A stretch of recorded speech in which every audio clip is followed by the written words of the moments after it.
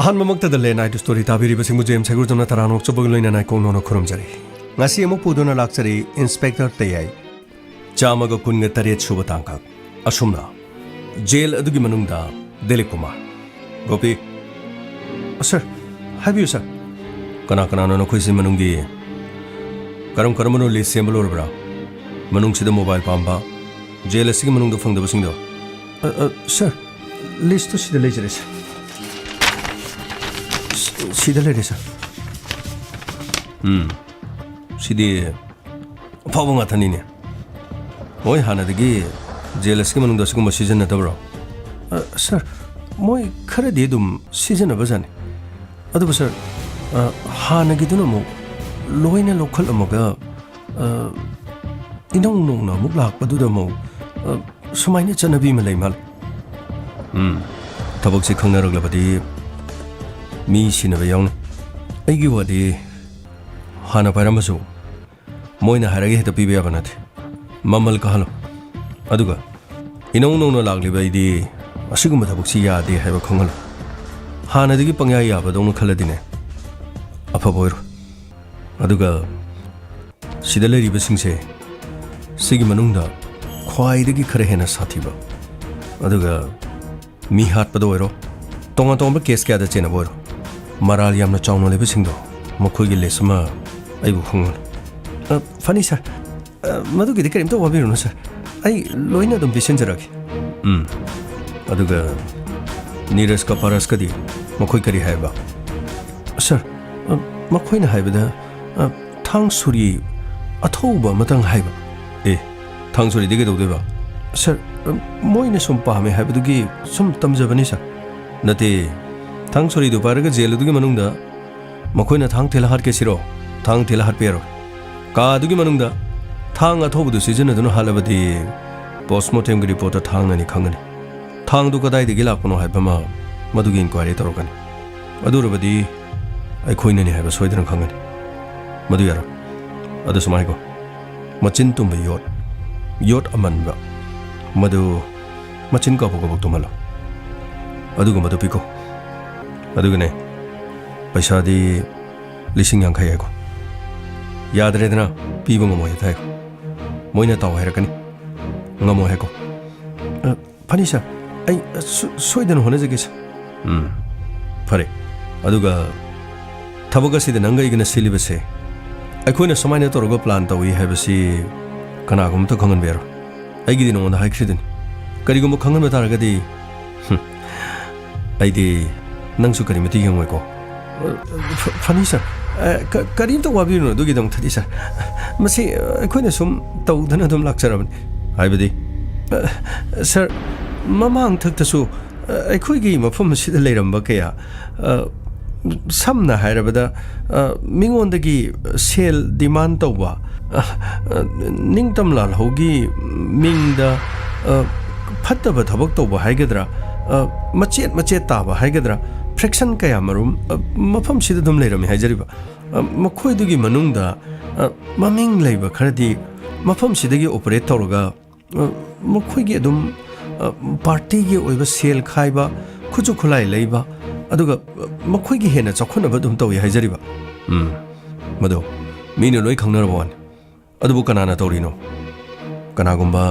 थौदो अदुदु चेनबा मी मतदि फाबा ngमखिदेदना अदुना मफम असिदगी मखोइना operate तौबदा अखोइगी मांगदा phone तौबा याथे phone तौबा तारबसु करिगी तौरिनो हाइदुना मखोइबु हेना चेरा अखनबा पीनबा अखोइना होनगदम करिगुंबा तौबा तारगसु अखोइना खंगदबो मोंगदो मखोइना तौजबदी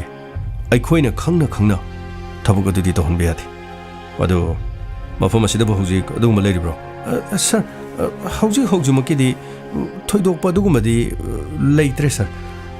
नान थोखिबा मतम लोइरगा थोखिबा यारे यारे मखोइना सिदा ऑपरेट तौबदी कमाइ तौबा सर मखोइगी मी हाइगदरा इमुंग मनुंग हाइगदरा अयाम्बा नुपी ओइने हेक्ता लाइ अदुगा मखोइगा उनगे हाइदनो उनबा मतमदा वारी वताइ सुरु ngangaga dum sane aduga sir मखोइगी दमकता अखनबा मोबाइल ममल यामना मखोइदगी लौरुगा अदुगा मोबाइल अदुगी मतेंगदगी सर मपानदा लेरिबा doctor engineer aduga thikadar sing aduga sel paiba marwari sing aduga tongan ba sana lebak si deliba sel thokpa mi sing da makhoina demand to bujani mado mina loi khangnaba ngaktan adubu wafam asidagi mina chingna dunu ngangna ba wafam oina hongadaban adubu wafam ado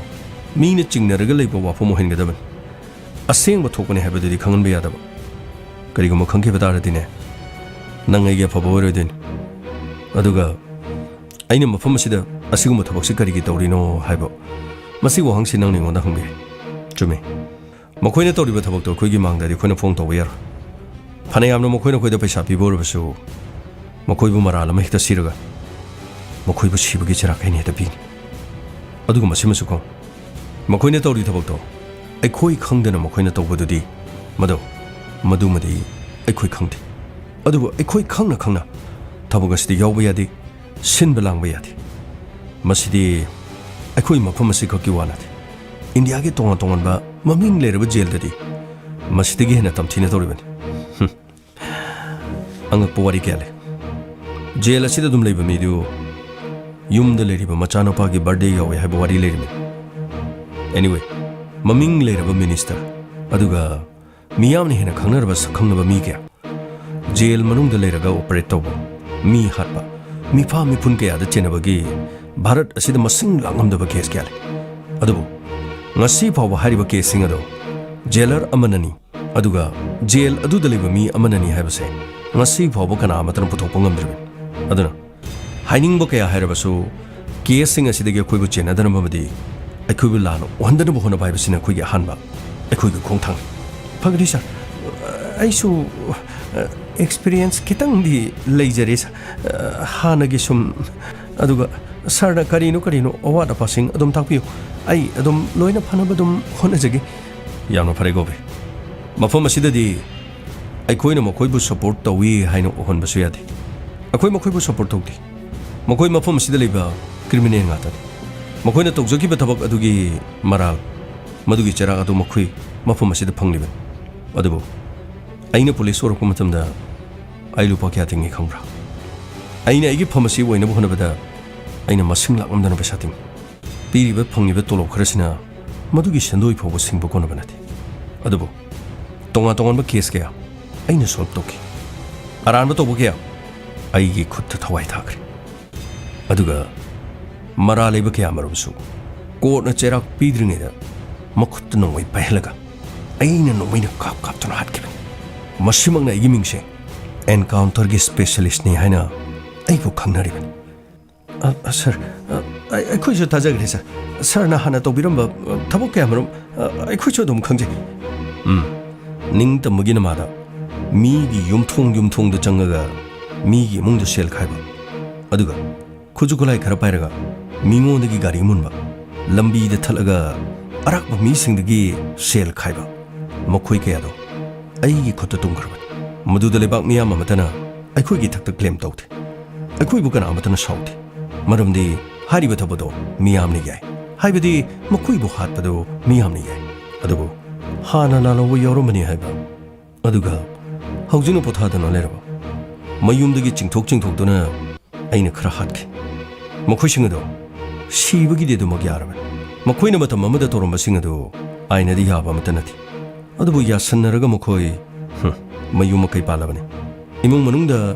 macha masuga nupi angang singa nungaina leirabani normal life to leirabani harabasu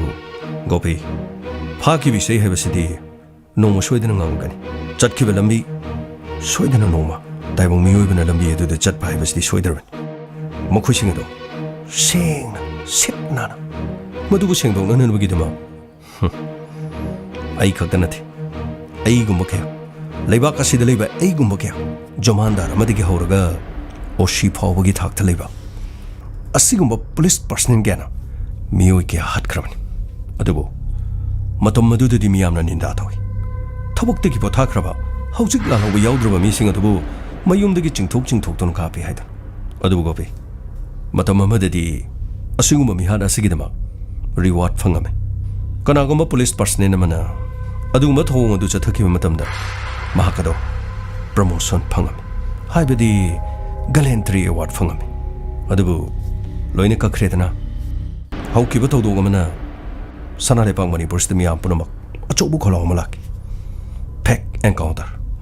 ꯁꯥꯁꯤꯟꯅꯕ ꯇꯧꯁꯤꯟꯅꯕ ꯏꯍꯧ ꯑꯗꯨꯗꯒꯤ ꯅꯈꯣꯏꯒꯨꯝꯕ personal ꯀꯌꯥꯁꯨ ꯃꯪꯂꯥꯟ ꯀꯌꯥ ꯃꯥꯡꯖꯔꯝꯃꯤ ꯑꯃꯨꯛꯇꯪ ꯖꯃꯥꯟꯗꯥꯔ ꯑꯣꯏꯔꯕꯗꯤ ꯑꯗꯨꯕꯨ ꯌꯥꯝꯅ ꯆꯥꯎꯈꯤ ꯌꯥꯝꯅ ꯐꯪꯈꯤ ꯔꯤꯋꯥꯔꯗ ꯀꯌꯥ ꯂꯧꯈꯤ ꯍꯧꯖꯤꯛꯇꯤ ꯍꯥꯏꯔꯤꯕ ꯊꯕꯛ ꯑꯗꯨꯁꯨ ꯄꯨꯂꯤꯁ ꯗꯤꯄꯥꯔꯠꯃꯦꯟꯗ ꯂꯩꯈꯤꯗ꯭ꯔꯦ ꯌꯨꯝꯗ ꯑꯩꯈꯣꯏꯕꯨ ꯀꯤꯍꯜꯂꯛꯈꯤ ꯌꯨꯝꯗ ꯍꯜꯂꯛꯄ ꯃꯇꯝꯗ ꯍꯥꯠꯀꯅꯤ ꯇꯨꯞꯀꯅꯤ ꯃꯇꯝ ꯀꯌꯥ ꯌꯨꯝꯗ ꯍꯜꯂꯛꯈꯤꯗꯦ ꯅꯈꯣꯏꯒꯤ ꯅꯇꯩꯃ ꯑꯃꯗꯤ ꯄꯤꯛꯂꯤꯕ ꯑꯉꯥꯡ ꯀ꯭ꯋꯥꯇꯔꯗ ꯀꯨꯏꯅ ꯊꯝꯈꯤ ꯃꯔꯥꯏꯕꯛ ꯊꯤꯕ ꯈꯔꯁꯨ ꯌꯥꯎꯈꯤ ꯃꯈꯣꯏꯗ ꯂꯥꯏꯐ ꯑꯦꯇꯦꯝ ꯇꯧꯔꯛꯇꯨꯅ ꯈꯨꯠ ꯊꯥꯔꯛꯄ ꯈꯔꯁꯨ ꯌꯥꯎꯈꯤ ꯑꯗꯨꯕꯨ ꯑꯗꯨꯒꯨꯝꯕ ꯊꯧꯗꯣꯛ ꯑꯗꯨꯗꯒꯤ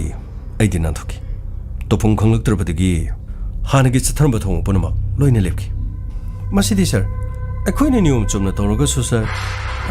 ꯃꯤꯑꯣꯏ ꯈꯔꯅ ꯑꯗꯨꯝ ꯇꯧꯕꯅꯤꯅ ꯑꯩꯈꯣꯏꯅ ꯇꯧꯗ꯭ꯔꯒꯁꯨ ꯁꯔ ꯑꯇꯣꯞꯄ ꯑꯗꯨꯝ ꯖꯦꯂꯔ ꯑꯃꯅ ꯑꯗꯨꯝ ꯇꯧꯒꯗꯕ ꯒꯣꯄꯤ ꯑꯅꯧꯕ ꯂꯥꯛꯄ ꯖꯦꯂꯔ ꯑꯃꯅ ꯊꯕꯛ ꯑꯗꯨ ꯇꯧꯒꯗꯕꯅꯤ ꯍꯥꯏꯕꯗꯤ ꯂꯩꯇꯦ ꯑꯗꯨꯕꯨ ꯒꯣꯄꯤ ꯑꯩꯈꯣꯏꯅ ꯄꯨꯂꯤꯁ ꯗꯤꯄꯥꯔꯠꯃꯦꯟꯇ ꯊꯕꯛ ꯇꯧꯒꯗꯣꯏꯁꯤ ꯆꯍꯤ ꯀꯌꯥꯅꯣ ꯃꯁꯤꯗ ꯑꯩꯅ ꯐꯪꯉꯤꯕ ꯔꯦꯡꯛꯁꯦ ꯐꯪꯅꯕ ꯍꯣꯠꯅꯕꯗ ꯑꯗꯨꯒ ꯑꯩꯅ ꯃꯐꯝ ꯑꯃꯗꯒꯤ ꯑꯃꯗ ꯑꯩꯒꯤ ꯄꯣꯁꯇꯤꯡ ꯍꯣꯡꯅꯕ ꯍꯣꯠꯅꯕꯗ ꯃꯗꯨꯗ ꯂꯨꯄꯥ ꯀꯌꯥ ꯆꯪꯉꯤ ꯈꯪꯕ꯭ꯔꯥ ꯄꯩꯁꯥ ꯌꯥꯝꯅ ꯆꯪꯉꯤ ꯀꯅꯥꯅ ꯂꯧꯔꯤꯕ ꯀꯅꯥꯅ ꯂꯧꯗ꯭ꯔꯤꯕ ꯑꯩꯈꯣꯏ ꯑꯆꯨꯝꯕꯒꯤꯅꯤ ꯁꯦꯟꯖꯥ ꯊꯨꯝꯖꯥ ꯀꯔꯞꯁꯟ ꯃꯁꯤ ꯃꯨꯊꯠꯁꯤ ꯍꯥꯏꯗꯨꯅ ꯑꯩꯈꯣꯏꯅ ꯂꯥꯎꯔꯤ ꯑꯗꯨꯕꯨ ꯄꯨꯂꯤꯁ ꯑꯩꯈꯣꯏꯗꯒꯤꯁꯨ ꯃꯀꯣꯛ ꯊꯣꯡꯕꯁꯤꯡꯅ ꯑꯩꯈꯣꯏꯗꯒꯤꯁꯨ ꯀꯔꯞꯁꯟ ꯇꯧꯏ ꯆꯨꯝꯃꯤ ꯁꯔ ꯑꯁꯦꯡꯕꯅꯤ ꯁꯔ ꯍꯧꯖꯤꯛ ꯄꯨꯂꯤꯁ ꯗꯤꯄꯥꯔꯠꯃꯦꯟ ꯑꯁꯤꯗ ꯂꯩꯔꯤꯕ ꯃꯤꯑꯣꯏ ꯄꯨꯝꯅꯃꯛ ꯃꯌꯨꯝ ꯃꯀꯩ ꯄꯥꯜꯂꯕꯁꯤꯡꯅ ꯃꯍꯥꯛꯀꯤ ꯃꯆꯥꯒꯤ ꯃꯀꯣꯛꯇ ꯃꯈꯨꯠ ꯊꯝꯃꯒ ꯋꯥꯁꯛꯄ ꯑꯗꯨꯒ ꯃꯌꯨꯝ ꯃꯀꯩ ꯄꯥꯟꯗ꯭ꯔꯕꯁꯤꯡꯅ ꯃꯍꯥꯛꯀꯤ ꯃꯃꯥ ꯃꯄꯥꯒꯤ ꯃꯈꯣꯏꯒꯤ ꯑꯄꯣꯛꯄ ꯑꯄꯣꯛꯄꯤ ꯃꯃꯥ ꯃꯄꯥꯒꯤ ꯃꯀꯣꯛꯇ ꯃꯈꯨꯠ ꯊꯝꯃꯒ ꯋꯥꯁꯛꯄ ꯄꯨꯟꯁꯤꯗ ꯁꯦꯜ ꯑꯃꯠꯇ ꯆꯥꯔꯛꯇ꯭ꯔꯤ ꯄꯨꯟꯁꯤꯗ ꯁꯦꯜ ꯑꯃꯠꯇꯁꯨ ꯄꯤꯔꯛꯇ꯭ꯔꯤ ꯀꯔꯞꯁꯟ ꯑꯃꯠꯇꯁꯨ ꯇꯧꯔꯛꯇ꯭ꯔꯤ ꯍꯥꯏꯗꯨꯅ ꯋꯥꯁꯛꯅꯕ ꯇꯥꯔꯒꯗꯤ ꯃꯤ ꯄꯪꯌꯥꯝ ꯌꯥꯝꯅ ꯂꯩꯒꯗꯕ ꯃꯥꯜꯂꯤ 이좀 ꯆꯨꯝꯅ ꯃꯁꯥꯒꯤ ꯃꯍꯩ ꯃꯁꯤꯡꯅ ꯄꯨꯂꯤꯁ ꯗꯤꯄꯥꯔꯠꯃꯦꯟ ꯑꯁꯤꯗ ꯃꯀꯣꯛ ꯊꯣꯡꯕ ꯑꯣꯏꯈꯤꯕ ꯈꯔ ꯅꯠꯇꯅ ꯑꯆꯨꯝꯕ ꯂꯩꯒꯅꯤ ꯍꯥꯏꯕ ꯊꯥꯖꯗꯦ ꯃꯈꯣꯏꯅ ꯐꯠꯇꯕ ꯇꯧꯕꯗꯤ ꯌꯥꯕ ꯑꯗꯨꯒ ꯑꯩꯈꯣꯏꯅ ꯑꯁꯤꯒꯨꯝꯕꯁꯤꯗ ꯇꯧꯕ ꯃꯇꯝꯗ ꯑꯩꯈꯣꯏꯗ ꯀꯔꯤꯒꯤ ꯋꯥꯔꯧꯒꯗꯧꯔꯤ ꯊꯕꯛ ꯈꯔ ꯐꯖꯅ ꯇꯧꯔꯨꯔꯒꯅ ꯑꯇꯣꯞꯄ ꯃꯐꯝ ꯑꯃꯗ ꯄꯣꯁꯇꯤꯡ ꯊꯥꯕ ꯃꯈꯣꯏꯅ ꯍꯥꯏꯕ ꯌꯥꯗꯕ ꯊꯕꯛ ꯈꯔ ꯑꯩꯈꯣꯏꯅ ꯇꯧꯔꯨꯕꯒꯤꯗꯃꯛ ꯑꯇꯣꯞꯄ ꯃꯐꯝ ꯑꯃꯗ ꯄꯣꯁꯇꯤꯡ ꯊꯥꯕ ꯁꯔ ꯇꯣꯉꯥꯟ ꯇꯣꯉꯥꯟꯕ ꯁꯔ ꯃꯅꯤꯄꯨꯔꯒꯤ ꯃꯐꯝ ꯀꯌꯥꯗꯁꯨ ꯁꯔ ꯃꯀꯣꯛ ꯊꯣꯡꯕ ꯄꯨꯂꯤꯁ ꯑꯣꯐꯤꯁꯥꯔꯁꯤꯡꯅ ꯃꯐꯝ ꯑꯗꯨꯗ ꯄꯣꯁꯇꯤꯡ ꯇꯥꯖꯒꯦ ꯍꯥꯏꯕꯒꯤꯁꯨ ꯁꯔ ꯃꯁꯤꯁꯨ ꯄꯩꯁꯥ ꯌꯥꯝꯅ ꯅꯝꯅꯩ ꯍꯥꯏꯁꯤꯕꯨ ꯁꯔ ꯒꯣꯄꯤ ꯃꯗꯨꯒꯤ ꯋꯥꯐꯝꯗꯨꯁꯨ ꯑꯉꯛꯄ ꯋꯥꯐꯝꯅꯤ ꯋꯥꯐꯝ ꯑꯁꯤꯒꯤꯗꯃꯛꯇꯗꯤ ꯃꯤꯆꯝ ꯑꯃꯠꯇꯅ ꯃꯤꯌꯥꯝ ꯑꯃꯠꯇꯅ ꯄꯨꯂꯤꯁ ꯑꯣꯐꯤꯁꯥꯔ ꯑꯃ ꯑꯇꯣꯞꯄ ꯃꯐꯝ ꯑꯃꯗ ꯄꯣꯁꯇꯤꯡ ꯇꯥꯕ ꯃꯇꯝꯗ ꯄꯩꯁꯥ ꯂꯧꯕ ꯌꯥꯔꯣꯏ ꯍꯥꯏꯗꯨꯅ ꯀꯅꯥ ꯑꯃꯠꯇꯅꯗꯤ ꯈꯣꯜꯂꯥꯎ ꯂꯥꯎꯗꯦ ꯄꯨꯂꯤꯁ ꯗꯤꯄꯥꯔꯠꯃꯦꯟꯒꯤ ꯂꯩꯔꯤꯕ ꯐꯦꯃꯤꯂꯤ ꯃꯌꯥꯝꯁꯤꯅꯁꯨ ꯀꯗꯥꯏꯗ ꯂꯥꯎꯔꯨꯅꯤ ꯃꯗꯨ ꯂꯥꯎꯔꯨꯔꯕꯗꯤ ꯊꯕꯛ ꯈꯔ ꯐꯖꯅ ꯇꯧꯒꯦ ꯍꯥꯏꯗꯨꯅ ꯅꯤꯌꯣꯝ ꯆꯨꯝꯅ ꯂꯥꯛꯂꯕꯁꯨ ꯊꯕꯛ ꯇꯧꯗ꯭ꯔꯁꯨ ꯌꯥꯕ ꯀꯥꯗ꯭ꯔꯁꯨ ꯌꯥꯕ CID ꯕ꯭ꯔꯥꯟꯁꯀꯨꯝꯕ ꯅꯠꯇ꯭ꯔꯒ ꯀ꯭ꯔꯥꯏꯝ ꯕ꯭ꯔꯥꯟꯁꯀꯨꯝꯕ ꯅꯠꯇ꯭ꯔꯒꯅ ꯑꯇꯣꯞꯄ ꯗꯤꯄꯥꯔꯠꯃꯦꯟ ꯇ꯭ꯔꯥꯐꯤꯛ ꯄꯨꯂꯤꯁꯀꯨꯝꯕ ꯑꯁꯤꯒꯨꯝꯕꯁꯤꯗ ꯊꯥꯖꯟꯕꯤꯔꯛꯀꯗꯧꯔꯤꯕꯅꯤ ꯑꯗꯨꯕꯨ ꯒꯣꯄꯤ ꯊꯕꯛ ꯇꯧꯔꯤꯉꯩ ꯃꯇꯝ ꯑꯁꯤꯗꯗꯤ ꯑꯆꯨꯝꯕꯁꯨ ꯇꯧꯅꯤꯡꯉꯤ ꯃꯃꯥꯡꯊꯛꯇ ꯑꯆꯨꯝꯕ ꯀꯌꯥ ꯇꯧꯈ꯭ꯔꯦ ꯃꯊꯤ ꯐꯣꯡꯅ ꯑꯔꯥꯟꯕ ꯀꯌꯥꯗꯤ ꯉꯁꯤꯁꯨ ꯇꯧꯔꯛꯇ꯭ꯔꯤ ꯑꯗꯨꯕꯨ ꯃꯐꯝ ꯑꯁꯤꯗ ꯂꯩꯔꯒ ꯀ꯭ꯔꯤꯃꯤꯅꯦꯜ ꯈꯔꯗꯒꯤ ꯑꯩꯈꯣꯏꯅ ꯑꯆꯥꯔꯝ ꯈꯔ ꯂꯧꯕꯒꯤ ꯋꯥꯅꯤ ꯊꯕꯛ ꯑꯁꯤ ꯑꯐꯕ ꯅꯠꯇꯦ ꯍꯥꯏꯕꯗꯤ ꯈꯪꯉꯤ ꯑꯗꯨꯕꯨ ꯑꯩꯅ ꯂꯧꯗ꯭ꯔꯕꯁꯨ ꯇꯨꯡꯗ ꯂꯥꯛꯀꯗꯧꯔꯤꯕꯗꯨꯅ ꯁꯣꯏꯗꯅ ꯂꯧꯒꯅꯤ ꯑꯩꯈꯣꯏꯅ ꯂꯩꯕꯥꯛ ꯑꯁꯤꯒꯤ ꯑꯐꯕ ꯄꯨꯝꯅꯃꯛ ꯇꯧꯒꯦ ꯍꯥꯏꯔꯕꯗꯤ ꯑꯩꯗꯒꯤ ꯍꯧꯔꯒ ꯃꯀꯣꯛ ꯊꯣꯡꯕꯗ ꯂꯩꯔꯤꯕ ꯑꯣꯐꯤꯁꯥꯔ ꯄꯨꯝꯅꯃꯛꯅ ꯊꯃꯣꯏ ꯁꯦꯡꯅ ꯊꯃꯣꯏ ꯇꯤꯡꯅ ꯊꯕꯛ ꯇꯧꯕ ꯑꯃꯈꯛ ꯆꯪꯏ ꯉꯁꯤꯁꯨ ꯗꯤꯂꯤꯞꯀꯨꯃꯥꯔꯅ ꯋꯥꯁꯛꯇꯨꯅ ꯍꯥꯏꯔꯤ ꯃꯀꯣꯛ ꯊꯣꯡꯕ ꯑꯣꯐꯤꯁꯥꯔ ꯑꯃꯠꯇꯅ ꯑꯁꯤꯒꯨꯝꯕ ꯍꯥꯕꯤ ꯖꯥꯕꯤꯁꯤꯗ ꯑꯩꯒꯤ ꯃꯤꯒꯤ ꯊꯤꯗꯅ ꯂꯨꯄꯥ ꯑꯃꯠꯇ ꯀꯔꯞꯁꯟ ꯇꯧꯗꯅ ꯊꯕꯛ ꯇꯧꯒꯅꯤ ꯍꯥꯏꯅ ꯂꯦꯞꯂꯛꯂꯕꯗꯤ ꯂꯨꯄꯥ ꯑꯃꯠꯇ ꯂꯧꯗꯅ ꯗꯤꯂꯤꯞꯀꯨꯃꯥꯔꯁꯨ ꯑꯁꯤꯒꯨꯝꯕ ꯈꯣꯡꯊꯥꯡ ꯑꯁꯤ ꯊꯥꯡꯂꯣꯏ ꯍꯣꯏ ꯁꯔ ꯁꯔ ꯃꯈꯣꯏꯒꯤ ꯃꯆꯤꯟ ꯇꯨꯝꯕ ꯍꯥꯏꯕꯗꯨꯕꯨ ꯁꯤ ꯌꯥꯕ꯭ꯔꯥ ꯌꯦꯡꯉꯨ ꯁꯤ ꯁꯤꯖꯤꯟꯅꯍꯜꯂꯣ ꯑꯗꯨꯒꯅꯦ ꯅꯪꯁꯨ ꯉꯛꯂꯝꯕ ꯌꯥꯏ ꯑꯩꯅ ꯀꯔꯤꯒꯤꯗꯃꯛ ꯃꯁꯤ ꯄꯤꯔꯤꯕꯅꯣ ꯍꯥꯏꯅ ꯂꯨꯄꯥ 50,000 ꯅꯪꯒꯤ ꯑꯩꯅ ꯑꯗꯨꯝ ꯄꯤꯔꯛꯀꯅꯤ ꯐꯅꯤ ꯁꯔ ꯍꯣꯏ ꯅꯣꯏꯅꯤ ꯁꯤꯗ ꯂꯥꯛ ꯑꯩꯈꯣꯏꯕ꯭ꯔꯣ ꯍꯣꯏꯅꯦ ꯁꯤꯗ ꯂꯥꯛꯅꯦ ꯄꯥꯔꯁ ꯀꯔꯤ ꯑꯃꯗꯨ ꯀꯔꯤ ꯍꯥꯏꯕ ꯅꯤꯔꯖ ꯁꯤ ꯂꯥꯛ ꯀꯔꯤ ꯁꯦ ꯅꯈꯣꯏꯒꯤꯗꯣ ꯁꯤ ꯄꯥꯏꯁꯤꯜꯂꯣ ꯁꯤ ꯁꯤꯗꯤ ꯀꯩꯅꯣ ꯑꯩꯈꯣꯏꯅ ꯍꯥꯏꯕꯗꯤ ꯊꯥꯡ ꯍꯥꯏꯕꯅꯤ ꯀꯗꯥꯏꯗꯒꯤ ꯊꯥꯡꯅꯣ ꯅꯈꯣꯏꯗ ꯑꯩꯈꯣꯏꯅ ꯑꯊꯧꯕ ꯊꯥꯡ ꯑꯃ ꯄꯤꯁꯜꯂꯅꯤ ꯍꯣꯔꯦꯟ ꯑꯩꯈꯣꯏꯅ ꯃꯤ ꯍꯥꯜꯂꯣ ꯊꯥꯡꯗꯨ ꯀꯗꯥꯏꯗꯩꯅꯣ ꯍꯪꯉꯗꯤ ꯊꯥꯡꯗꯨ ꯀꯗꯥꯏꯗꯩꯅꯣ ꯍꯪꯉꯗꯤ ꯑꯩꯈꯣꯏ ꯀꯔꯤ ꯍꯥꯏꯗꯣꯔꯤꯒꯦ ꯑꯩꯈꯣꯏ ꯊꯕꯛ ꯇꯣꯠꯂꯁꯤꯔꯣ ꯍꯣꯏ ꯁꯤꯕꯥꯏ ꯅꯈꯣꯏꯒ ꯂꯩꯃꯤꯟꯅꯔꯤꯕ ꯅꯨꯄꯥꯗꯣ ꯁꯨꯞꯅꯇꯪꯒꯤ ꯃꯆꯤꯟ ꯇꯨꯝꯕ ꯄꯣꯠ ꯑꯃꯅ ꯃꯤ 3 ꯍꯥꯠꯈ꯭ꯔꯤꯅꯤ ꯅꯈꯣꯏꯁꯨ ꯃꯁꯤꯒꯤ ꯃꯆꯤꯟ ꯇꯨꯝꯕꯁꯤ ꯁꯤꯖꯤꯟꯅꯔꯒ ꯅꯈꯣꯏꯅ ꯇꯧꯒꯦ ꯈꯜꯂꯤꯕꯗꯣ ꯑꯗꯨꯝ ꯄꯥꯡꯊꯣꯛꯆꯧ ꯑꯗꯨꯒ ꯃꯁꯤꯃꯗꯤ ꯈꯪꯉꯨ ꯅꯈꯣꯏꯒꯤ ꯅꯆꯤꯟꯗꯒꯤ ꯑꯩꯈꯣꯏꯅꯅꯦ ꯍꯥꯏꯕꯁꯤ ꯈꯪꯍꯜꯂꯕ ꯅꯈꯣꯏꯗꯤ ꯏꯔꯥꯏ ꯂꯥꯏꯅ ꯐꯥꯈꯤꯕ ꯌꯥꯏ ꯑꯩꯗꯤ ꯁꯣꯏꯗꯅ ꯍꯥꯠꯈꯤꯒꯗꯧꯕ ꯃꯤ ꯑꯃ ꯂꯩꯕ ꯑꯗꯨꯅꯅꯦ ꯊꯕꯛꯁꯤ ꯄꯥꯡꯊꯣꯛꯄ ꯃꯇꯝꯗ ꯅꯈꯣꯏ ꯑꯩꯈꯣꯏꯅ ꯐꯥꯔꯕꯁꯨ ꯋꯥꯍꯪ ꯄꯥꯎꯍꯪꯅꯕꯁꯨ ꯑꯗꯨꯒ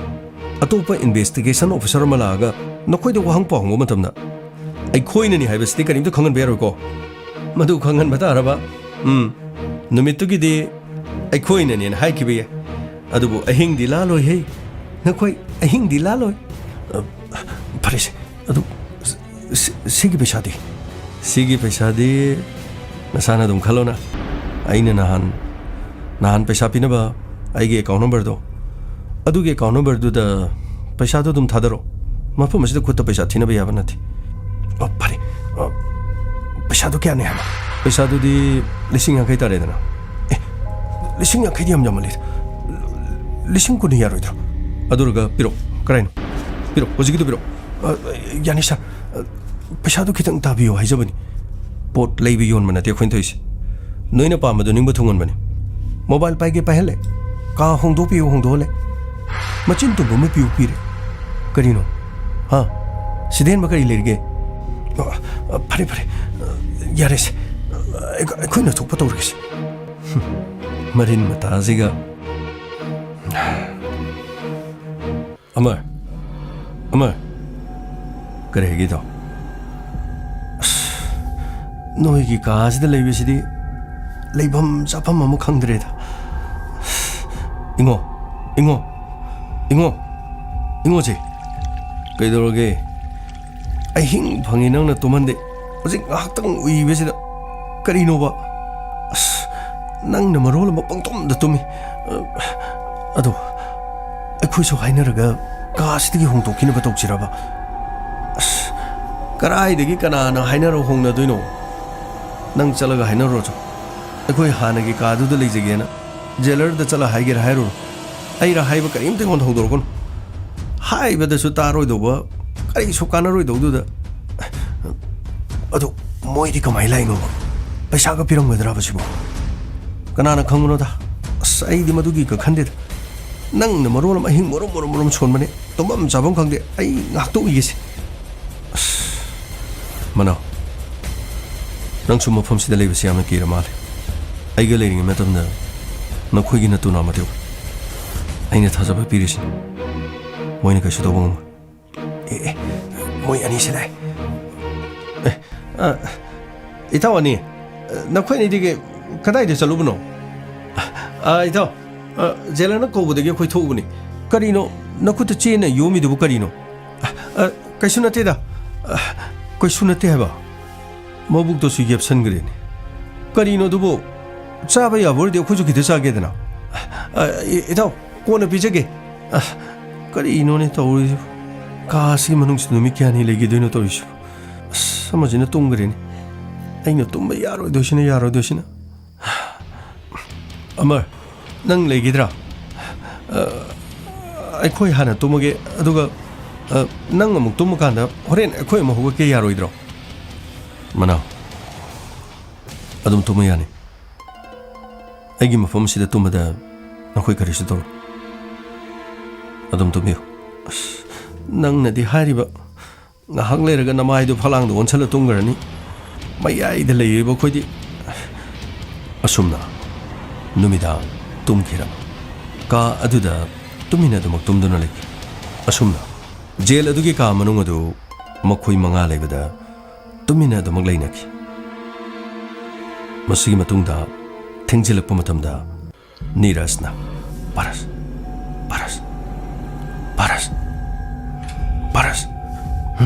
ꯀꯩꯅꯣ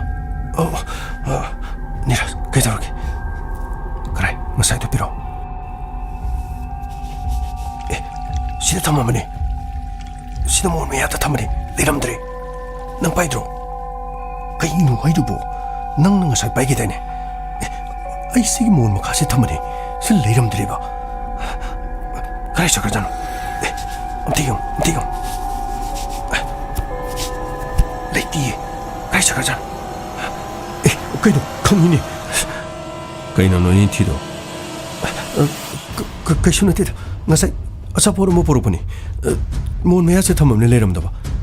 아생물아 나사이 포리도 아생물이 아사포로 아사포로를 딩가 사이나 사바 수사디 아육도 잡으라 수사디 아행시다 사포도 자가도게 티리도고 허지 아사포 얌자는 게도 가기노 나티다 아두기 나티다 허지 불법 자는 거리게 이나 티로 배우하니 싫다면 내려면 드리니 그래서 그러잖아 너희네 티리도 싫어 많이 아두니 그래 비록 시디 아사포 손나다나 똥특 똥나 타웅네 일라바 요자이 시디 너쿠니디 그리게 보내봐 아말 뭐드는 기네 통나디 아쿠니 달칼리부터 기네 아쿠니 보러보니 가스기 문웅다 너쿠니 라이시수 너쿠니 달칼리부기로 아말 nangi wa sigero aku de heningi sigero ei kono kangan namito makading namito tangkani yang wangang kan sini noine tiri bobo chupayo ni si chupayo kare biro machin tumbo poto paraga evolution ge sinatro loisalone hauju matam chapchare kana matalite hello 앵어도 틸로 니라스 진짜로 너 그것도 빠르겠는데 꼭 틸로드나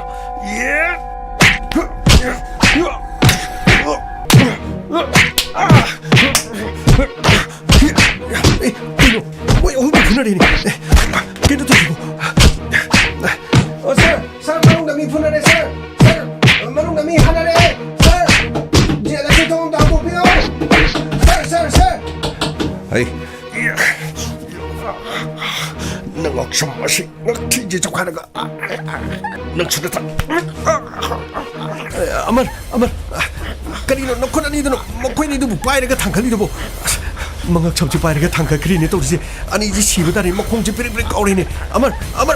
암다 타독치 아말시 타독치 레고 마나 레고 타독 아이고 저 방으로 타독 먹고 있는 뭐 품으시들 나이지 아이고 하나만이 먹고 있거나 나타리 해도 에이 아이고 먹고 있거나 나타리 아이고 먹고 있거나 뭐 품으시 타리 아이고 먹고 있는 뭐 품으시 있거나 나타게 해로 야들 하이브시 야들바니나 먹고 있긴 먹고 뜨기 멋진 또 뭐지 문비르게 아말 요또네 디테일 누고 뭐야 목시 그러디 난 몸이 하창들하니 봐 너 그치 다도 뭐지 에이 만나 아무튼 가이코 이거 난 좀 더 감옥에도 보게 또 감옥에도 보게 또 왜 더 웃으노다 아니 이제 좀 그래 말래 그이노는 아이지 뭐 아유 나 그냥 야들바니나 나 거이다 뭐품을 시대처럼 하이도나 다를 겁니다 아들 내트라바디 요체야 지나 나 파이가 나 치나 낭초 아말 마찬 또 뭐들어 틸로로 하리가 뭐 파이간지도 요 마찬 또 뭐지도 틴 그래니 아이고 가나나 타구나요 아이고 한도 뭐틴 그 돌바시나디 나 타박가 시드네 틴 그 돌시 나 타박다 틴 마마텀다디 따이붕 시 타독도는 짝히니 아이고 가나 타라브라요 하게 마카타나 틸라노 산티기 뭐봐 그라 산티기 뭐봐 해비디 산티기 뭐봐 해비디 소니아부 이제 방은 기봐 마두디 야와 산티 마기 뭐봐 마이박 산하나 아차 핫키브기 마두기 라만 기다봐 아유 너 거기들로 밖에 앞에 아유 ꯃꯁꯤꯒꯤꯗꯃꯛ ꯅꯈꯣꯏꯗ ꯂꯨꯄꯥ ꯀꯌꯥ ꯄꯤꯔꯦ ꯍꯥꯏꯌꯨ ꯑꯃꯨꯛ ꯍꯥꯏꯗꯕ ꯇꯥꯔꯒꯗꯤ ꯅꯐꯩꯒꯅꯁꯤꯗ ꯑꯩ ꯑꯣꯏꯅ ꯍꯥꯏꯒꯦ ꯑꯩꯉꯣꯟꯗꯗꯤ ꯊꯦꯝꯕꯤꯔꯅꯨ ꯑꯩꯈꯣꯏꯗꯅꯦ ꯂꯨꯄꯥ ꯂꯥꯛ 5 ꯄꯤꯔꯛꯄꯅꯤ ꯑꯗꯨꯒ ꯅꯪ ꯍꯜꯂꯕ ꯃꯇꯨꯡꯗ ꯂꯨꯄꯥ ꯂꯥꯛ 5 ꯑꯃ ꯄꯤꯒꯦ ꯍꯥꯏꯕ ꯑꯩꯈꯣꯏꯒꯤ ꯒꯥꯔꯤꯗꯅꯦ ꯅꯝꯕꯔ 4 ꯈꯤꯇꯪ ꯍꯥꯞꯄꯒ ꯄꯨꯂꯤꯁ ꯆꯦꯛ ꯇꯧꯕꯗ ꯑꯩꯈꯣꯏ ꯐꯍꯟꯕꯅꯦ ꯑꯗꯨꯒ ꯑꯩꯈꯣꯏ ꯃꯐꯝ ꯑꯁꯤꯗ ꯇ꯭ꯔꯥꯏꯌꯦꯜꯒꯤꯗꯃꯛ ꯆꯪꯉꯛꯄꯅꯦꯕ ꯑꯗꯨꯒ ꯅꯪꯕꯨ ꯑꯩꯈꯣꯏꯅ ꯂꯣꯟꯅ ꯇꯨꯃꯤꯟꯅ ꯍꯜꯂꯒ ꯃꯐꯝ ꯑꯁꯤꯗꯒꯤ ꯊꯣꯛꯈꯤꯅꯕ ꯇꯧꯕ ꯀꯔꯤ ꯃꯐꯝ ꯑꯁꯤꯗ ꯑꯩꯕꯨ ꯍꯜꯂꯒ ꯂꯣꯟꯅ ꯊꯣꯛꯈꯤꯅꯕ ꯇꯧꯕ ꯃꯐꯝ ꯑꯁꯤꯗ ꯑꯩꯕꯨ ꯍꯜꯂꯕꯗꯤ ꯄꯨꯂꯤꯁꯅ ꯅꯈꯣꯏꯕꯨ ꯐꯥꯔꯣꯏꯗ꯭ꯔꯣ ꯄꯨꯂꯤꯁꯅ ꯅꯈꯣꯏꯕꯨ ꯐꯥꯔꯣꯏꯗ꯭ꯔꯣ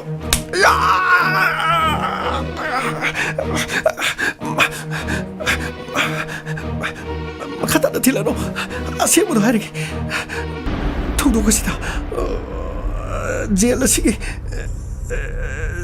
ꯖꯦꯜ ꯑꯁꯤꯗ ꯌꯥꯎꯔꯤꯕ ꯄꯨꯂꯤꯁ ꯈꯔꯒ ꯃꯥꯟꯅꯔꯒ ꯁꯥꯟꯇꯤꯒꯤ ꯃꯄꯥ ꯃꯩꯄꯥꯛ ꯁꯅꯥꯒꯅ ꯁꯤꯟꯕ ꯄ꯭ꯂꯥꯟꯅꯤ ꯍꯗꯣ ꯀꯔꯤ ꯀꯩꯅꯣ ꯅꯣꯏ ꯁꯤꯗꯩꯁꯤ ꯀꯩꯅꯣ ꯊꯥꯗꯣꯛ ꯑꯃꯔ ꯅꯈꯨꯠ ꯊꯥꯗꯣꯛ ꯃꯈꯣꯏ ꯑꯅꯤꯗꯣ ꯊꯥꯗꯣꯛ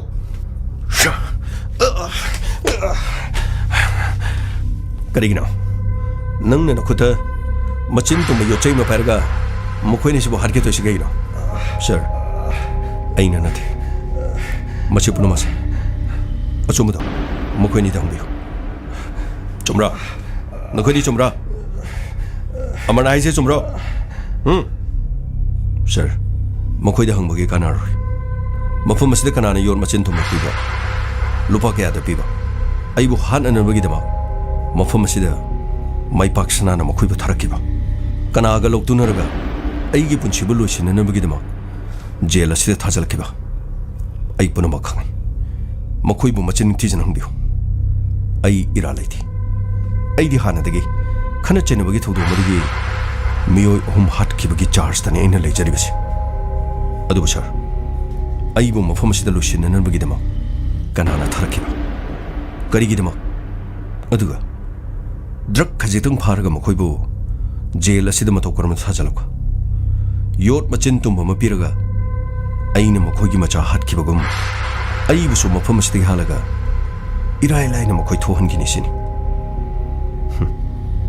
ꯃꯗꯨ ꯈꯛꯇ ꯅꯠꯇꯅ ꯃꯈꯣꯏ ꯑꯅꯤꯕꯨ ꯃꯐꯝ ꯑꯁꯤꯗ ꯂꯩꯕ ꯌꯥꯅꯅꯕꯒꯤꯗꯃꯛ ꯀꯔꯤꯁꯨ ꯈꯪꯖꯗ꯭ꯔꯤꯕ ꯏꯉꯣ ꯑꯃꯗꯤ ꯃꯅꯥꯎ ꯃꯐꯝ ꯑꯁꯤꯗ ꯅꯝꯗꯨꯅ ꯂꯩꯍꯟꯕꯒꯤ ꯃꯔꯝ ꯁꯥꯔ ꯑꯩꯁꯨ ꯂꯣꯏꯅ ꯈꯪꯏ ꯑꯃꯔ ꯅꯪꯒꯤ ꯋꯥꯈꯜꯅ ꯁꯥꯒꯠꯂꯤꯕ ꯄꯨꯝꯅꯃꯛ ꯑꯆꯨꯝꯕ ꯅꯠꯇꯦ ꯃꯐꯝ ꯑꯁꯤꯗ ꯃꯈꯣꯏꯅ ꯆꯪꯉꯛꯈꯤꯕ ꯗ꯭ꯔꯒꯀ ꯃꯔꯤ ꯂꯩꯅꯕ ꯀꯦꯁꯇꯅꯤ ꯃꯐꯝ ꯑꯁꯤꯗ ꯃꯈꯣꯏꯅ ꯀꯔꯤ ꯇꯧꯈꯤꯕ ꯑꯗꯨꯒ ꯀꯔꯤ ꯇꯧꯔꯛꯀꯅꯤ ꯀꯔꯤ ꯊꯣꯛꯂꯛꯀꯅꯤ ꯍꯥꯏꯕꯗꯤ ꯗꯤꯂꯤꯞ ꯀꯨꯃꯥꯔ ꯑꯩ ꯈꯛꯇꯅ ꯈꯪꯏ ꯑꯩ ꯈꯛꯇꯅ ꯒꯣꯕꯤ ꯁꯥꯔ ꯑꯁꯣꯛꯄꯅꯤ ꯁꯤ ꯄꯨꯗꯣ ꯐꯪꯅꯤ ꯁꯥꯔ ꯍꯧꯒꯠꯂꯣ ꯁꯤ ꯍꯧꯒꯠꯂꯣ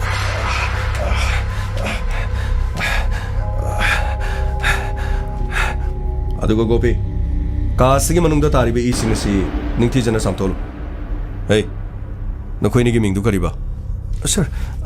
ꯑꯩꯒꯤꯅ ꯃꯅꯥꯎ ꯃꯥꯒꯤꯅ ꯏꯉꯣ ꯅꯈꯣꯏꯅꯤꯁꯨ ꯅꯈꯣꯏꯒꯤ ꯀꯥꯗꯨꯗ ꯆꯠꯅꯕ ꯇꯧꯁꯤ ꯊꯣꯛꯂꯣ ꯐꯔꯦ ꯁꯥꯔ ꯐꯔꯦ ꯁꯥꯔ ꯀꯔꯤ ꯊꯣꯛꯑꯦ ꯑꯩꯉꯣꯟꯗꯁꯨ ꯁꯤꯡꯅꯕ ꯁꯥꯔꯤ ꯑꯃꯠꯇ ꯂꯦꯝꯅ ꯇꯣꯛꯑꯦ ꯑꯩꯅ ꯃꯈꯣꯏꯕꯨ ꯍꯥꯠꯈꯤꯕꯒꯤꯗꯃꯛ ꯑꯩꯅ ꯃꯤꯌꯥꯠ ꯐꯪꯂꯤ ꯑꯗꯨꯕꯨ ꯃꯩꯄꯥꯛꯁꯅꯥ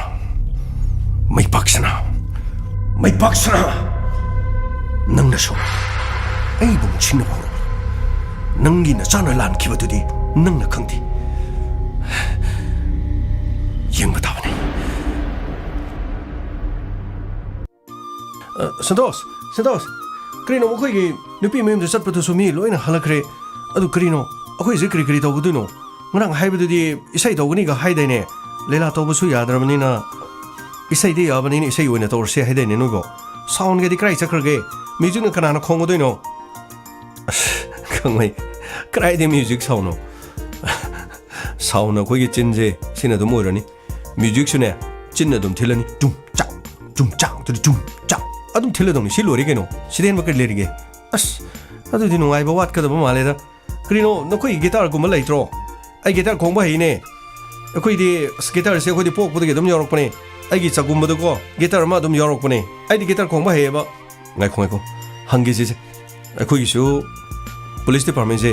ꯁꯤꯡꯒꯔ ꯉꯥꯛꯇꯅꯤ ꯀꯩꯅꯣ ꯑꯐꯥꯎꯕ ꯁꯤꯡꯒꯔ ꯌꯥꯝ ꯌꯥꯎꯔꯖꯥꯠꯅꯤ ꯁꯗꯥꯅꯟꯗ ꯃꯥꯟꯕꯣ ꯎꯇꯝ ꯃꯥꯟꯕꯣ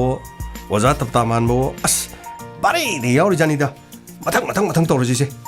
ꯔꯥꯍꯨꯜ ꯂꯥꯛꯑꯣꯅꯦ ꯅꯣꯏꯕꯣ ꯒꯥꯡꯃꯩꯅ ꯏꯁꯩ ꯍꯧꯔꯁꯦꯅ ꯈꯪ ꯉꯝꯗ꯭ꯔꯦ ꯂꯥꯛꯑꯣꯅꯦ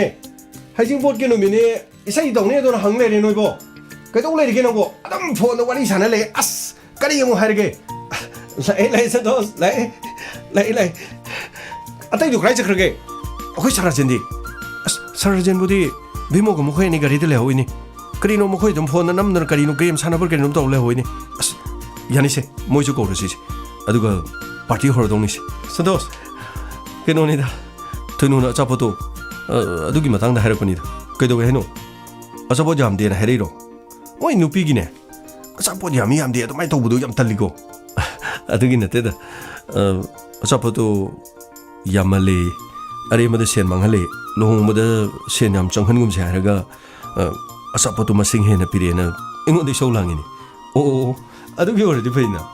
ꯑꯩꯗꯤ ꯑꯆꯥꯄꯣꯠꯀ ꯌꯥꯝꯗꯦ ꯈꯣꯠꯇꯦ ꯑꯗꯨ ꯀꯥꯏꯅ ꯇꯧꯔꯛꯄ꯭ꯔꯥꯅ ꯑꯔꯦꯝꯕꯗ ꯁꯦꯟ ꯃꯥꯡꯍꯟꯕꯗꯣ ꯑꯩꯁꯨ ꯄꯥꯝꯗꯦꯅꯤ ꯁꯥꯔꯥꯖꯦꯟꯒ ꯕꯤꯃꯣꯒꯁꯨ ꯂꯥꯛꯑꯦ ꯁꯥꯔ ꯁꯣꯝꯗ ꯂꯦꯡꯖꯟꯕꯤꯔꯣ ꯁꯥꯔ ꯂꯥꯛꯑꯦ ꯀꯔꯤ ꯇꯧꯖꯦꯕ ꯉꯁꯤꯗꯤ ꯁꯥꯔ ꯇꯦꯌꯥꯏꯁꯨ ꯌꯥꯎꯗꯦ ꯄꯥꯔꯇꯤ ꯃꯆꯥ ꯑꯃꯒ ꯏꯁꯩ ꯅꯣꯡꯃꯥꯏ ꯁꯛꯑꯒ ꯅꯨꯡꯉꯥꯏꯊꯣꯛꯑꯁꯤꯅꯤꯀꯣ ꯌꯥꯏꯌꯦ ꯁꯥꯔ ꯁꯥꯔ ꯅꯍꯥꯟꯅꯣꯡꯃ ꯁꯥꯔꯒꯤ ꯌꯨꯝꯗ ꯄꯨꯜꯂꯨꯕꯗꯒꯤ ꯍꯜꯂꯛꯑꯒ ꯈꯨꯗꯣꯡꯊꯤꯕ ꯊꯣꯛꯈꯤꯕꯗꯣ ꯃꯗꯨꯒꯤ ꯃꯇꯨꯡꯗ ꯉꯁꯤ ꯐꯥꯎꯕ ꯁꯥꯔꯒ ꯄꯨꯟꯕ ꯐꯪꯖꯗ꯭ꯔꯤ ꯁꯥꯔ ꯉꯁꯤꯗꯤ ꯁꯥꯔ ꯊꯧꯒꯜꯂꯣꯟ ꯀꯥꯏꯔꯁꯨ ꯁꯥꯔ ꯉꯥꯛꯄꯤꯒꯅꯤ ꯁꯥꯔ ꯌꯥꯏꯗ ꯁꯟꯇꯣꯁ ꯀꯩꯁꯨ ꯀꯥꯏꯕ ꯂꯩꯇꯦ ꯅꯣꯡ ꯐꯥꯗꯣꯛꯁꯨ ꯁꯤꯒꯨꯝꯕ ꯅꯨꯡꯉꯥꯏꯕ ꯑꯣꯀꯦꯖꯟ ꯑꯃꯗ ꯍꯥꯏꯇꯥꯔꯦ ꯑꯗꯨꯝ ꯑꯩꯈꯣꯏ ꯂꯥꯡꯕ ꯑꯗꯨꯝ ꯀꯩꯁꯨ ꯀꯥꯏꯗꯦꯗ ꯑꯗꯨꯗꯤ ꯀꯔꯤꯅꯣ ꯇꯧꯁꯦ ꯍꯥꯏꯁꯤꯕꯣ ꯑꯩꯗꯤ ꯏꯁꯩ ꯁꯛꯅꯤꯡꯕꯅ ꯈꯥꯡꯉꯝꯗ꯭ꯔꯕꯅꯤꯀꯣ ꯏꯁꯩꯗꯤ ꯅꯣꯏ ꯅꯍꯥꯅꯤ ꯀꯥꯏꯅ ꯑꯩꯉꯣꯟꯗ ꯍꯦꯟꯗꯧꯕ ꯂꯩꯇꯦ ꯉꯁꯤꯗꯤ ꯑꯩꯅ ꯀꯝꯗꯕ ꯏꯁꯩ ꯃꯌꯥꯝꯁꯦ ꯑꯁ ꯌꯦꯡꯉꯨ ꯅꯣꯏ ꯑꯗꯣ ꯁꯦꯜꯗꯤ ꯈꯔ ꯌꯥꯝ ꯊꯥꯔ ꯇꯥꯔꯦꯅꯦꯀꯣ ꯌꯥꯏꯌꯦ ꯁꯥꯔ ꯑꯩꯈꯣꯏ ꯁꯦꯜ ꯀꯥꯏꯊꯣꯛꯆꯔꯒ ꯂꯩꯖꯔꯕꯅꯤ ꯁꯥꯔ ꯁꯦꯜꯁꯦ ꯍꯣꯔꯦꯟ ꯀꯣꯟꯅꯗ꯭ꯔꯁꯨ ꯁꯥꯔ ꯑꯩꯈꯣꯏ ꯑꯃꯨꯛ ꯑꯃꯗ ꯊꯥꯈꯤꯕꯗꯣ ꯁꯥꯔ ꯃꯗꯨ ꯑꯃꯨꯛ ꯂꯧꯊꯣꯛꯑꯒ ꯑꯇꯣꯞꯄꯗ ꯑꯃꯨꯛ ꯊꯥꯕ ꯌꯥꯒꯗ꯭ꯔꯥ ꯁꯥꯔ ꯒꯃꯩ ꯑꯗꯨꯁꯨ ꯌꯥꯏ ꯑꯗꯨꯁꯨ ꯀꯩꯁꯨ ꯀꯥꯏꯕ ꯂꯩꯇꯦꯗ ꯑꯗꯨ ꯁꯥꯔ ꯑꯩꯗꯤ ꯒꯤꯇꯔ ꯑꯃ ꯄꯥꯝꯃꯤ ꯁꯥꯔ ꯒꯤꯇꯔ ꯌꯥꯎꯔꯗꯤ ꯐꯒꯗꯕ ꯁꯥꯔ ꯃ꯭ꯌꯨꯖꯤꯛ ꯑꯣꯔꯀꯦꯁꯇ꯭ꯔꯥ ꯑꯃꯅꯤ ꯋꯥꯏꯔꯗꯤꯀꯣ ꯑꯁ ꯇꯨꯡꯇꯥꯡ ꯊꯤꯜꯂꯗꯤ ꯅꯨꯡꯉꯥꯏꯒꯗꯕ ꯁꯥꯔ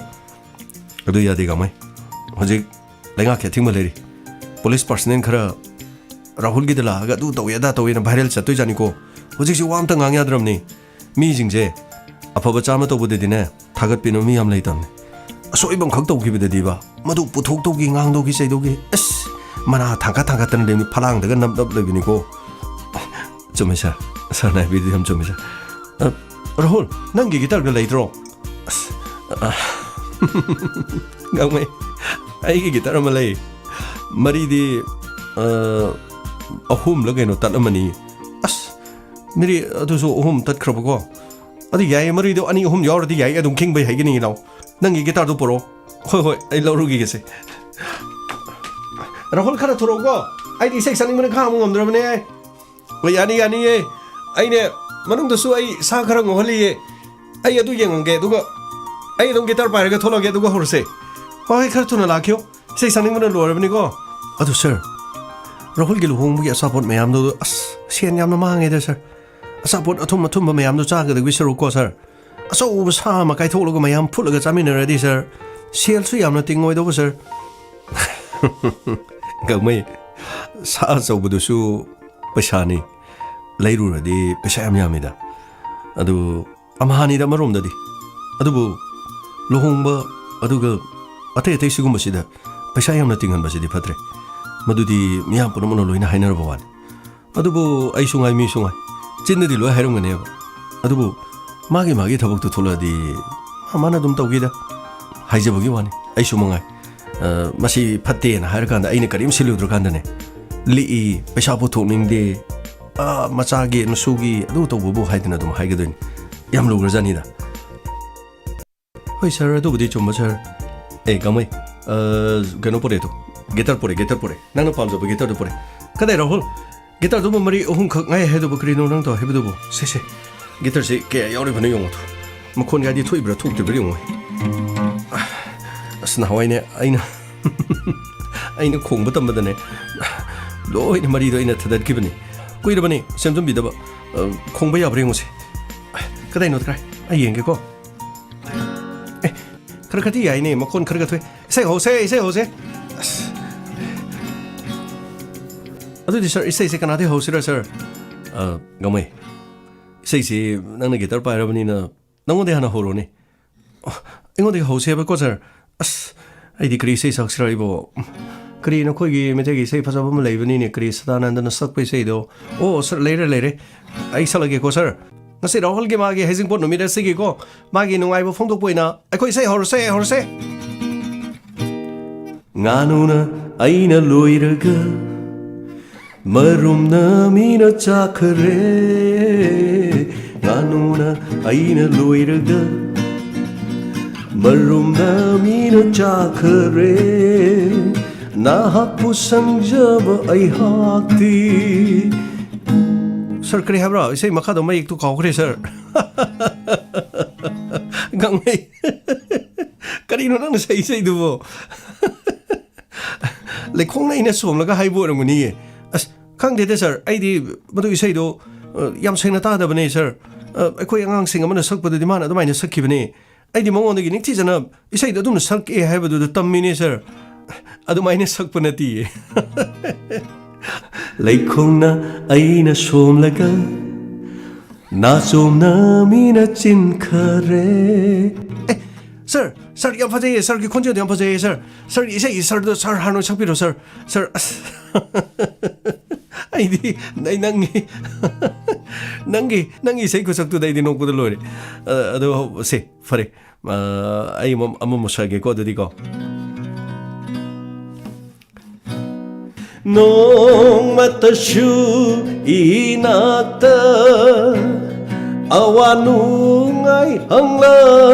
drabini unai haibata mangai raba punshini yingna banata sei sakpung amdre da gamai thawai se yamna numai taba sir yamna phajai sir gi sei do makha amduk tabiyo sir matam kuira bagi tungda matam kuira bagi tungda aigi thaina gi kaina krabi ida noma khang haudana thinarui aina shana sorukta thinaraki as yam phajai sir ge dong to mayam khoba khose sir as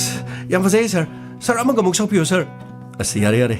nakoi nahana muk sauda aduga mai nangna sai sakba dumi sai de leitrobo sir khangde de sir aidi sum manipuri sai se amna pamjabo ko sir adu magi maron do khangdabani ne sir tin du kabu khangaga do makha de khangdabani ba sir yade da kasu kaide adu ise amaga solo dana amase kari saksira sir yenge ko sir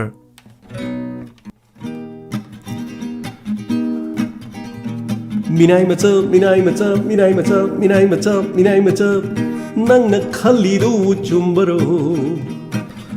kari surga thakdauriba kari surga thakdauriba kari surga thakdauri pijagdauri sir kaw khre me ek to kari hai no sir oja tapta ki am phajabi sei ne sir yae gamai gi sei yae me gamai makha tao gamai yae ngana gi sei do phajai makha tao makha ta se as ngai ko to me sei me kaw khre ta minai macha nang na khali do bu chumbaro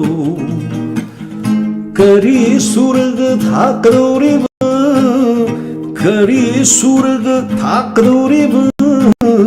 migi machadu chelurga karibu pijagena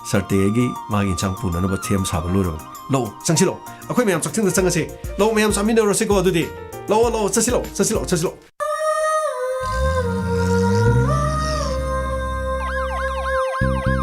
lakle inspector tayay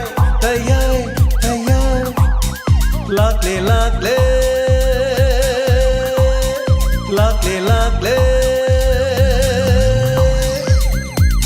inspector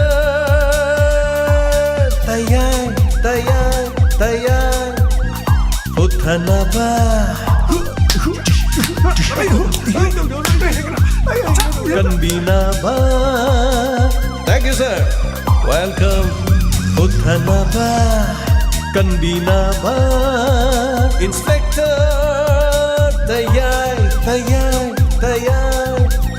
lakle inspector tayay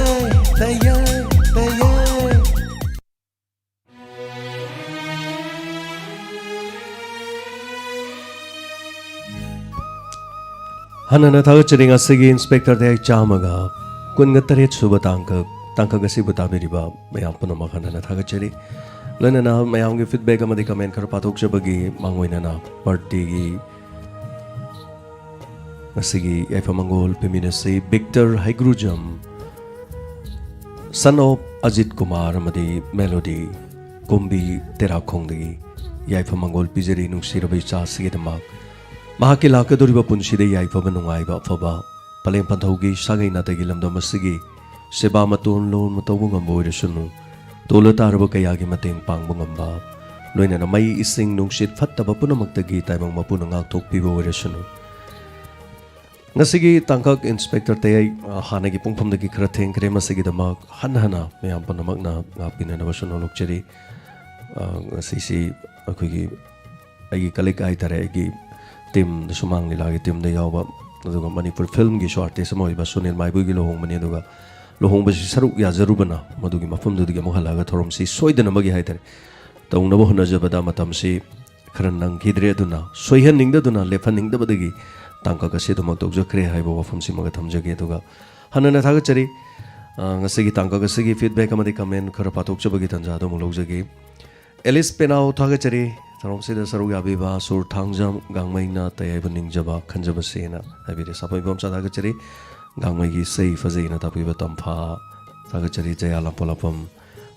Boyda Vimal Devi Tagachari Baigo Tona Jam Tagachari Rasanathoi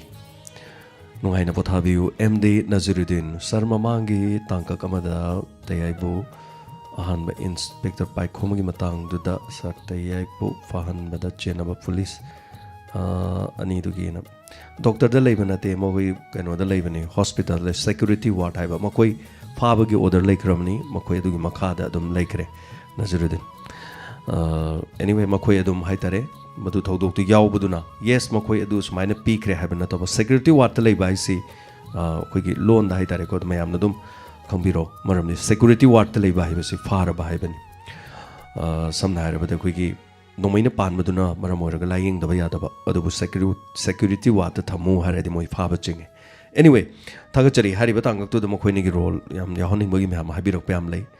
I don't worry, Nickel Panani, I don't Haitareko, my Amnakuna, my punishment log took up a meam lay. Just police kick the leg, the jail, the lady, and the minor sum Haitareko, the minor. Then since the Tagachari Yumlem of celebrity. Ngasigi episode 127 isay nungai crane atapire Madam Celebrity amna luba tangkak amani ngasigi tangkak se automatic luba amna reality oina bo hona bada haitare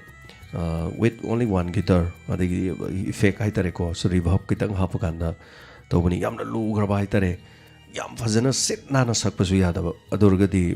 kano ngakta leiduine ba aduna kare haitare isay kharga pamba adigi pamjaba minangang bogi mo adu tana bo hona bani ta kibra ta dabrai dudi mayamna dum lepiro aduga yamna di luba haitare adigi ai thandani mayam koba kobazu musajan me yadaba adigi langsan bazu yadaba mi de ama khakta ne ba fami do adu mi manga turuk phambagi role ama lobu se yam luba haitare adu aina khanbada yam mala moidra तौरोइद्रा अदु वारीदुदा hygiene pot नुमित मखोइ टीमदु लागा इसै सुमाइना सक्खी हाइबदुगी view दु खक्तनेबा अखोइगी मयाम पुनमकि कोकता अमदि वखन लेइनबो होनरिसि अदु ओइखिबरा ओइतबरा हाइबदुदि मयामना दुम लेपिरो अदुगा एंगोंददि यम वाजबा film लei मदुदि सुंथोना मालमरोइद्रा उंथोना पामरोइद्रा ना खंजबा यामना किजबा अमदि लेजखि हाइतारे आइना सो sinning असिगी लेखिबसे आइगी ओइना अदु खेत्रिमयोम Sangeeta थागचरी ngasi te yam nuai ki gamaina mai tare takpiri anyway kitang losilokbada kitang noknabo honabada hai tare konsum bimola thagachari rani bala lai sangthem tamfa thagachari elis penau thagachari gangmai gi choijainer bina fastare takpirapa ibem chalai ma ten tha wa yam na nuai gangmai na nai re na takpirapa thagachari aduga Bigarani Soul Same Tagachering a Sigamina Naden, now Kitchermayum Tagacheri, Gamay Rajana Nade. Shanzu Quairak for many happy returns of the day, happy birthday, dear Victor, and happy day. Thank you so much. Victor Gedamaga from Mongol Pibi Rafik Ahmad Sangita Kundongam, Nasi Warihamnoina Tapiba, Sigitamaksu. Rebecca Wangam Tagachering a Siamnoina, Tapiri, my tongue Pajaba, I didn't have it with a certain Adonai, Duerasu, crime report, Sukartaning in a Tapiri. My tongue Pajaba Soidanamaki crime report can be short like by Honazari. I give in a Haitareko, I say I am a call sick congen Karsutaba Duga, Isazikra Patre, I tare, but the boy check up to Hidagulitum, no Chazari, I am to no backup like no Honazagi. The Mayamnadi, yes, I am Tum the Bama, the Tavochin machine, or be I Krapotabu Habasudum Yawi. But I don't potaze, yes, Kradi Mayam the Gidi Manadre. Adobo, Honazage, Amarjit Sana Samtagachari, Gamagi Sain and Arian, Dakpira Krishna and the Brahmachari Mayum, Jeller Dilip, Tayana Para, Amatambiva, Fari and Atapire. Krishna and the Chumani, the Senamaki Haitare, Jeller Dilip Kimagi Wakalon Haitari Manung the lady say Duga, Magi Kayamarum, Todo Kra Haitare, Utokning Bakraleba, Dubu, Masigi rolls, Tayana Utpiyara, Ruidoba. अदुग तयागी character दे यावरिबा मी सिंगसिन उटपे यार रोइदोबा वारी खर लेरी अदुना मसी वारी सिंगसि उटनबो होनबदा दिलीप सि मागी मथौसि याम चावना मखक लाकबा अदुना दिलीप की रोल सि मु लाकनो होनबदा अखोगी अमर की वारी से मु सागलपनि अदुना तसेंगबदि उनिंगलिबदि अतैनते वजेकी दिलीप की मागी वारी कया मरुमनि ngасai माना चौराक मान हाइकिबो अफब थबो क्या तौखरे कया म हातखरे कया म कापखरे ना हारिबा मरमसे मसिदनि लाकदोरि वारी मयाम से अदुना मधुगी तांकक्तु सागचनब होनबदा दिलीप की कैरेक्टर सिसु यामनो मरुइबा मुखकनि अदुना सो थैंक यू हाइबिरकबा सिगिदमा गेमिनसी मतुम करी लाकपा हाइबदो दुगा सोनेन ngang thagachari gangmai saitavasi na sangkoi langmam thagachari fataba mi gi dak leite na haina takpirakpa duga Dilip Kumar si oina halaga fagadabani tapir anyway wari khangna na bahai tare mai character si yaude yadabani aduna khangminasi sangrila leima thagachari angos zo khaidem rahul gi lohonglom dai suti pidabase buni amnuk se suti mayum da leirabani suti nang suti chalo haidabai wani hai tare anyway thagachari haibirak pasagi dama aige soibo romasu yai aduna mayamna dum sum thopiu baigo thonau jam thagachari elis penau pramasuri khundrapam adum sandok piu noma khakle pu basisu ngai wai na haibire anyway thagachari matum ni tarani aduga asem bani gamaina naire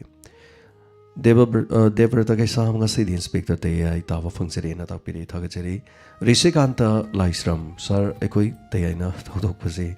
kamai to bono khangdi mi sing se nohon masu kaphan masu yam nei na tapiri Rishikanta yes kitang akjang kharnu ai tabne kara anyway thagachari Sadhana Laisram thagachari ano fajaba isai than bire na tapiri de Bemal Devi Sanju Khwaira kom thagachari haninga leitana Toy Sana Toy Sir Thagachari na tapiri Thagachari Bike Thangjam Nazi Wahingbam Thagachari Bikramjit Choraisam Rahul Gi Meries Live Loirasano Aruibada Tahori anyway so Suniti Bala Laimeyum Thagachari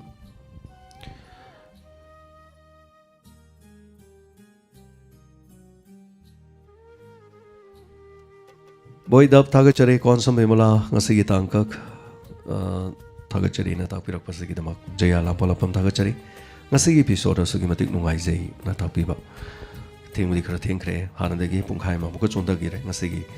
Gobin Koman Tagachari Amawari Yam Nungai, Adugangai Bigi Awaba Punama Kau Krikang Magi Wakalon Tagalena Tapiri. Sadhana Lais Ram Tagachari. Sokta the boys again. Tagachari, Siras, Javed, Aboy, Ras Sanatoi, Raniblalai Sangtem, Said Islamuddin, Tagachari, Rafiq Ahmad, Nasagi Tanka Kilusilapudi, Simate Kras, Konjali Taba, and Later Noizena Tapide, Tagachari Rafiq, Iwina Tabino, Idimoy, creator characters in the Shab, the Hitere. So sit nana su saktan about the creator ko hita sakpa man gibro man the ready kangre the iniga pamadi surga sum ikai kai naga paksak sakpa dunia ina pamis anyway thagachari akoi me am punmi na bakani sei salo ga harga sei diam pamjaba du sakla kanadi surga kharga sum ta da bagi yaw do haitare ko anyway thagachari hanana duga baigo thono jom thagachari Tono Fazakri say sing dona tapire duga Govin Koman happy birthday Victor na pipire gonita kwai digi nungai episode ni na tapire thagachari aboy thagachari prem ngam thagachari romain moirang theme siwari nungai na tapirakpa MD Amir Khan thagachari Zakir Hussain thagachari nanau ahibam nairing asi fazai tarigi pen manai te na tapire Narmada takelamam thagachari wari se film oina puthulati Narmada Tagachari Habiba Dugi the Maktadi, Aduga Abim Puyam Tagachari, Said Islamuddin, Nuaino Botabigo, Sarat Yumnam, Tagachari Padaba ID, Mani Pazaki Ketramim, Sangita, Gitmala, Devi Tokjom, Tagachari Saido, Gangmagi Londa, Saklam Ladin, Atapire, Gangmagi Londa, yes, Magia, Pama Magi, Masagi Londa Masagadi. Na highway wani to get mala anyway thagachari sai hani ta khanbira sadum yai tasena loan du di khoina su khangjadabani na aina mamang da su loan amani di hapsan jaki magi moiba maron aina nangbu nungsi haiba loan haitare tamkhul singa ngang ba maron da aina hapsaki badi lekre anyway thagachari sanju khoirakpam ibem chalaima ten thadagi yatwa ba bibiri happy birthday na ta pirakpa duga Tagachari Hanana BK Thangjam Sonia Luwang Ngasigi episode CD Taya Yaudre Do Sunuai na tapire anyway Sangrila Laima Tagachari ayam panama ayam aloina pajare ID Singh ayam ba Tagachari tension jagi SKY Com blog Tagachari Happy Married Life Sunil My Boy na tapire Sunil My Boy gi efamangol pibirapa Parmeswari Kundrakpam Thagachari Sangita Sadhana Boy Dav Hanana Thagachari me apanamak Hayengi Tanka Kama Swadanamok Makha Satajaraga Kari Lakadagi Jail the Toki Batogki Matung the Kari Lakadagi Havadu Hayengi Tanka Kamanamo Koranga Gaizeramki Pumpa Masimaktada Take the Kaidana Miapanamak Sulapiu Sectional Review Atengwa Pawa Toromata Biriba Madi Saruga Biriba Singbo Hananikai Konojari Nasigi the Mokta di Matanga the Torum Lucian Jabagi Habadu, Luxury, Tabiri Singbo, James Heguzana, Kurumjari.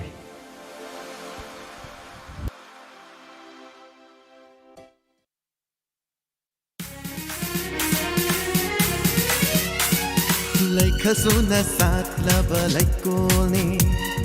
Kanuka Yagi, it from me. Hita balay trava, Changi Hawaii, Diamond FM Radio, Diamond FM Radio. 91.2 Diamond Radio Channel.